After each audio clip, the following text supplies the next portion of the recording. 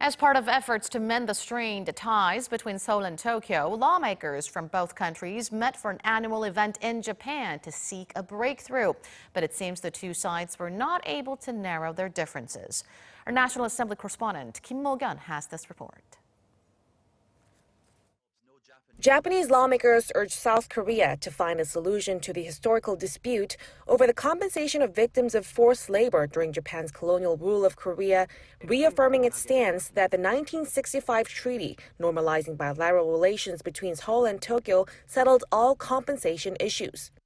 At the 42nd annual session of the South Korean and Japanese Parliamentarians Union on Friday, Fukushiro Nukaga, the chief of the Japanese side of the union, said that the reason behind the current Seoul-Tokyo crisis is the South Korean Supreme Court's ruling that ordered Japanese firms to compensate Korean plaintiffs in 2018. Japanese lawmakers also claimed that the compensation issue should be resolved first in order to solve other issues, such as the Military Information Sharing Pact and Japan's trade restrictions with Korea. His South Korean counterpart Kang Chang-il of the ruling Democratic Party said that the compensation of wartime victims should be solved through continuous dialogue and that it should be treated with sensitivity. He added that Japan's latest trade curbs go against international free trade rules and that the two sides should put themselves in each other's shoes to narrow their differences.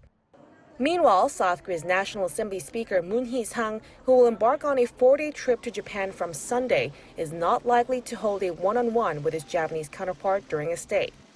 The president of Japan's House of Councilors, Akiko Santo, refused to meet with Moon on the sidelines of a meeting of parliamentary speakers of the G20 countries on Monday.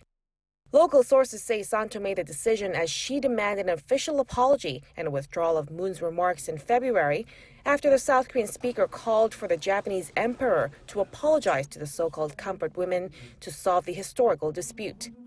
She claimed that Moon's previous letter of apology sent in June was not enough and that she requested another apology. But since she hadn't heard from Moon since, a meeting will not be possible next week. Kim Mok-yeon, Arirang News.